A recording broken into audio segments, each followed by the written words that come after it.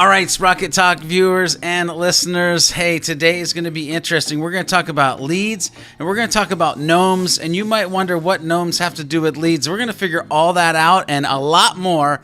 Hey, you know what time it is. Are you a HubSpot user looking for fun and interactive education that helps you be better at HubSpot? Then welcome to Sprocket Talk. You know, it's me, your boy, and we are going to dive into this quickly because I want to know what in the world this is all about. I love bringing education to you as a HubSpot user. I've got a special guest. Matt, can you please take time to let the Sprocket Talk viewers and listeners know who you are, what you do, and who you do it for? Thanks so much for having me on the show.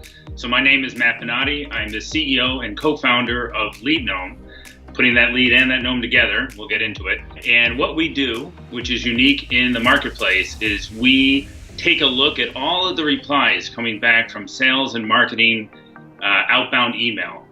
And we look at all those replies, collect all the valuable information in there, and give it right back into your CRM or marketing automation platform. You know, we're all about sales and marketing here. We don't see a big siloed domain. We like to talk about it more on that, what people say, smarketing level. Yeah, Matt, I love that. First of all, the fact that you have a gnome in your background is super dope. And I love the fact that you're already talking about, look, we don't look at sales and marketing as a silo because it shouldn't be a silo. There's many companies that I've talked to, Matt, where I'm like, look, you just need to be a revenue team, and then your whole mentality would change. With that said, Matt, and you kind of gave us a what I'll call a very brief synopsis of what LeadGnome is, but I'm super curious, and again, this question is a little bit off the beaten path, but can you just talk to us a little bit about, where that name came from and the creativity that's wrapped around that? And then if you want to go into a deeper level of truly what LeadGnome is, drill down as micro as you want to. I think the audience will really get a kick out of both of those things. Where this all started from was my experiences, right? So I've been in the trenches in demand gen, marketing ops, running LDR, SDR teams as part of that as well. And so what I noticed right away was the fact that, forget the bounces, right? Those hard bounces, but we're getting a lot of bounce backs, people call that. So, you know, out of office, left the company, unsubscribes coming in through that channel, all kinds of stuff coming at us as sales and marketing teams. And frankly, nobody has the time to deal with it. But if you look inside of those, right, those noisy, useless out of office, they're not useless. So we pick up all kinds of great information about your existing contacts, and we'll go into depth on that, as well as net new contacts. And then lastly, we pick up sales trigger events, which are off the charts helpful for sales to drive revenue. Do you want me to go into a little bit more depth on some examples? Matt, I do think that a couple of use cases would be good, because the question that is going on in my mind, and in the understanding of what the tool is like why most companies would actually want to use a tool like that and invest the time. So I think use cases would be a great direction to move forward. So let's start with the operational side of either sales or marketing. Traditional marketing operations handles database health, right? We know this. We're HubSpotters, and we make sure that that data is as clean as possible, because clean data means high productivity. The problem is, as we all know, there's a ton of junk in there. People leave the company, people change jobs within a company, emails change, phone numbers, etc. When we receive auto responses, let's take a traditional out of office use case. Hey, it's Matt, I'm out of the office until Monday. While I'm gone, contact John. If it's urgent, here's my cell phone number, and maybe I have my signature in there, my signature block. So what did we learn from that? Well, if we just toss it in the bit bucket, we've learned nothing, which is what most people do. And I would say that probably 90% of marketing knows that there's great information. It is so painful to go in there and get it. And so there are literally people that are tasked with going and looking through all of these. And that could be in the thousands. I thought, well, I need an automated way to get that information. So what did we get from that out of office? Well, we learned, Matt, maybe in a traditional inbound model, it was a frictionless form that Matt filled in, just an email traded for a newsletter. Now we know Matt's name, we know his title, we even have multi-channel support, we have his cell phone number. That is awesome for salespeople. We also picked up a net new contact, John. John is very likely, if he's in this sphere of influence of Matt, he's either a peer of Matt's, somebody on Matt's team, somebody that is important, that has the capability to handle what's coming at Matt while he's not there. I remember when I was out of the office, I always said, hey, contact my CMO, the person above me, right? So we find decision makers, managers, all kinds of great stuff. So that's just one example of the incredible intelligence we find within these out of office emails that most people just toss. Matt, I'm actually like standing here and my mind is like exploding, like holy mackerel, because I know myself, right? And my out of office replies, like I'm never thinking about somebody potentially trying to sell or market to me when I do my office, because I'll be like, hey, I'm going to Jamaica and then I'm going to this like workshop or this event, and one of the things that we talk to marketers and sales reps, Matt, all the time is about like finding those trigger or commonality moments. And holy crap, talk about just a treasure trove of potential in these out of office emails that you're going to get, that you could do that. This is amazing. The warm start of a call when you know, right, that George has been in Jamaica on vacation. Oh, what a way to start the call. Hey, George, how was that great vacation in Jamaica? Tell me about it. Was the sand awesome? It immediately brings a warmth to what could be a cold call. Without a doubt, what I look at when I think about this, and this is why it's mind-blowing to me, like I was like, oh my gosh, this is crazy. It allows you to start with relationship instead of starting with sales, which is amazing. So with that said, one of the questions that I always ask is this tool just for marketers? I know that the answer to this is no. It's for sales, it's for marketing, because we already talked about how we don't believe in the silo.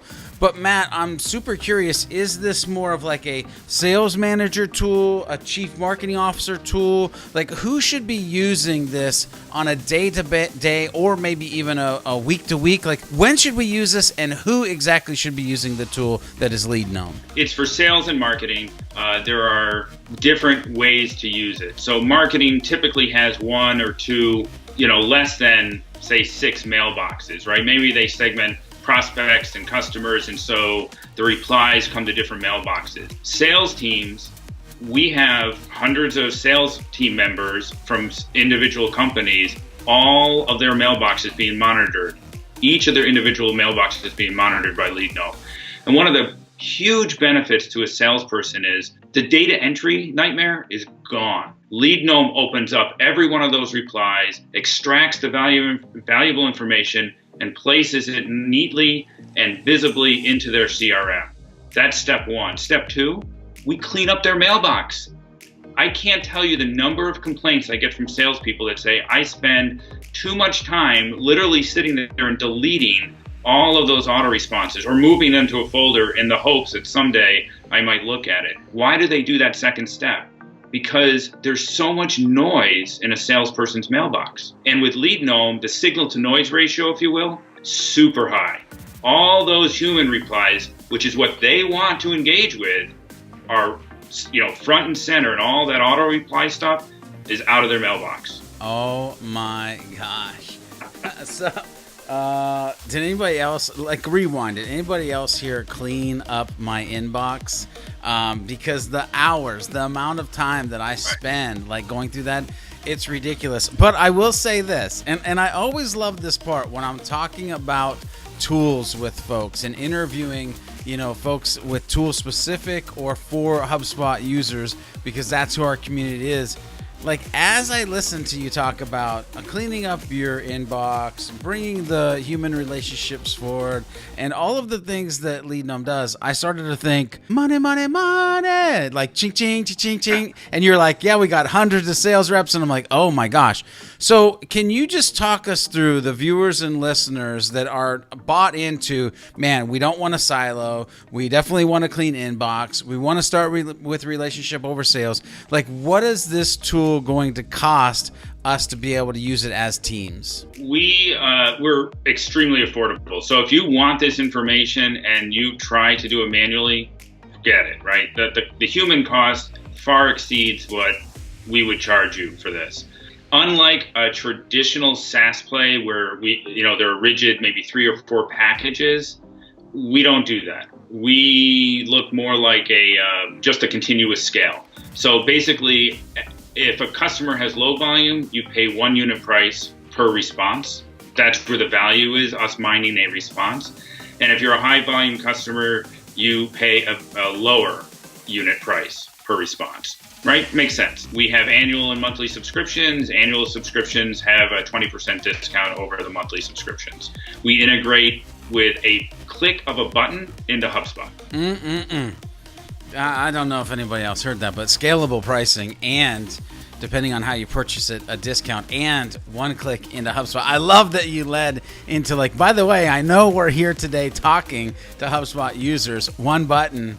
That's intriguing. And so here's the thing. I love that you did that because I want to dive down deeper, Matt, into who's a right fit for LeadGnome, because a lot of these tools that we do interviews on, it's like manufacturing, or it's great for restaurants, or so when you think of your profile of people who should be or could be using the tool, is it literally everyone, or do you find that there is, from a different perspective of cost and the tool set of usually we see these people really, really use it well, these people not so much. If you're in this, maybe you don't. Talk us through that a little bit. First of all, this is a business to business play. Why? Because if I send an email in a business to consumer way and I get Matt, Matt's not going to say, hey, I'm out of the home right now, contact my wife. That's not going to happen. So B2B, first of all.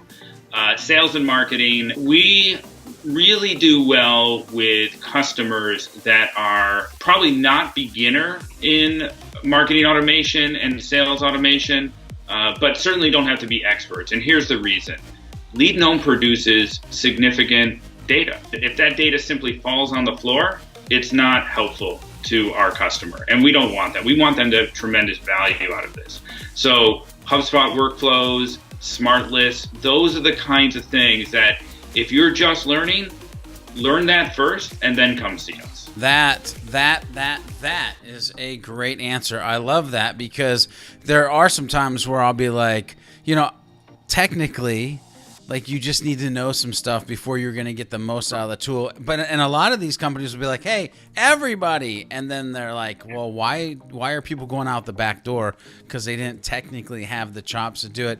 So one of the things, and by the way, we're about to play interview volleyball here. I'm going to set it up. You're going to get to spike it. I'm going to ask the question of, when we look at this space, are there competitors? And if there are, who are they? Maybe give us a couple. But at the end of that answer, what makes LeadGnome better than the competition? So I prefer not to name names. There are competitors, and I would call them more alternatives. So for the most part, what we have in the industry are signature scraping solutions. And I've done a bunch of blogs on signature scraping.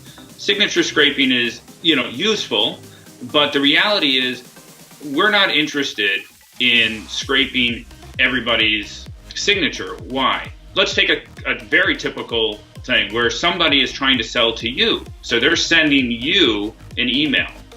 Well, you're probably not interested in that from a selling perspective, right? You may want to buy their tool, but scraping their signature is not the kind of information you need for your next campaign. And so we're dedicated to replies because that is engagement. What we want to do is provide intelligence and insight so that engagements get better and better and better. So what do we learn as we do this? It's all about segmentation and personalization, digging deeper into accounts and really understanding those contacts, mapping out that account, so that the engagements become more fruitful for both sides. Matt, I love the fact that, well, first of all, let's just I'll be the guy who says it, because I don't care. People can hit the stop button. if you're out there and you're scraping emails, sure, it might be valuable, but to me, it sounds very spammy, very not inboundy, right? Right. And so the fact that we're looking for engagement to then grab the appropriate intelligence or lead intelligence versus dumping a bunch of crap into our CRM and then complaining about needing to sift through the crap that you scraped and put in there anyway. I'll get off my soapbox. No, it's the right thing. Yeah. And that's how we feel too, right? So we're very pro permission marketing. This is not a spammy kind of event or tool. What we want to do is provide folks with more information so that the engagements and the communications, we're using conversational messaging, right? HubSpot has their version of that now, right? This is all plays into that ecosystem of how do I engage our customers more effectively. You know, we talk about some best practices. I'll give you an example. If I'm sending out a webinar invite to folks and I get some out of office, we should tee up a secondary campaign. And that secondary campaign has the original copy with maybe 1 or 2 lines at the top that say, hey, John was out of the office. He recommended we reach out to you. And we didn't want you and your company to miss out on this great webinar. Transparency, honesty, its integrity. People respond to that. They respect it. And it allows you to build that credibility and engage in a much broader and deeper way with customers. Crossing your T's when it comes to your marketing, honesty, transparency. We're talking about doing things in an inbound way. And Matt, because we're talking about doing things in an inbound way, I want to ask the question of, how does LeadGnome integrate with HubSpot? And you can go from everything from how do you actually connect the two to once they're connected, what do we get? And how do we use it even maybe beyond the integration because of now the new lead intelligence and mindset and processes that we have available to ourselves? I've used HubSpot at 3 or 4 of my companies in the past. I've used other tools as well. And so the way we built LeadGnome was to leverage the workflow of those systems. We don't want our customers to learn yet another solution, right? Don't come to LeadGnome to build up wonderful workflows. That just does no one any good. So LeadGnome is a passive set it and forget it kind of thing. We sit there and we monitor the mailboxes. And what we want to do is get that data to the place that our sales and marketing teams use every day. The way we specifically integrate with HubSpot is through the contact record. So we create a whole new property group called LeadGnome Properties, and there's like a dozen things in there. It provides all the information that we're able to collect, including what type of reply it is, as well as compliance pieces like timestamps and all that good stuff. What does this help our customers do? Trigger appropriate workflows.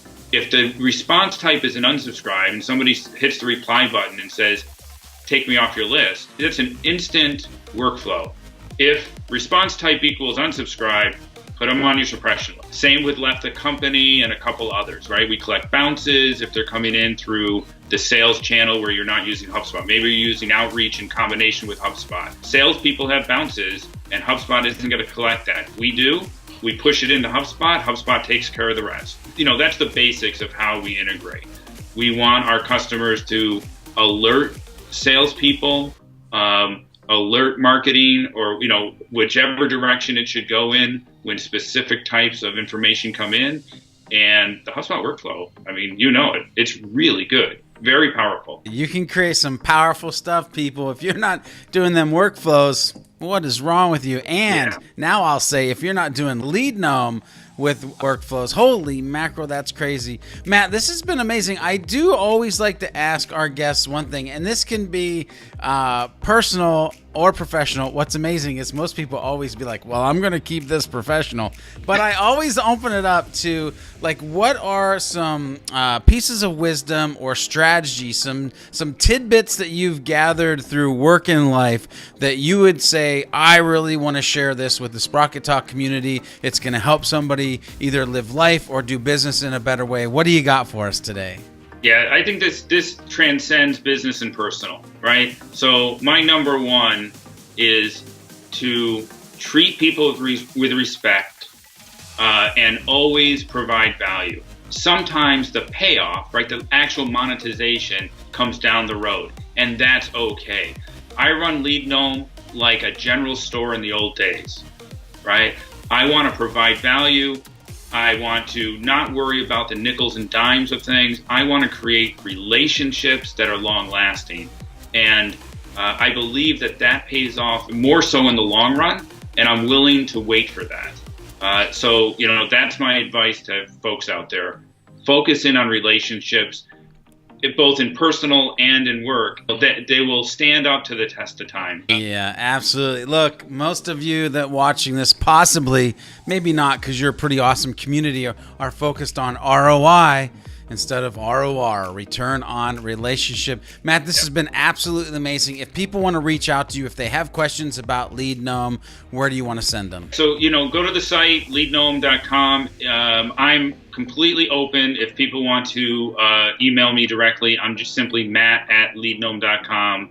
We've got lots of information up there, but if for some reason you can't find it, reach out and send me an email. I'm happy to have conversations and talk to you about reply email mining and what the benefits are independent of LeadGnome. Awesome. Like that general store. Matt, thank you so much again for being on the show today. Yeah, I had a great time. Thanks for having me. Appreciate it. Sprocket Talk viewers and listeners, was that amazing? I mean, talk about being able to find a place in your daily workflow that is not being leveraged, those engagement moments of replies to out of offices. Just, gosh, you might want to rewind and just listen to it again. There's so much goodness in there. And then, of course, return on relationship. It is about doing business in a more human way, not in a spammy, scrapey way.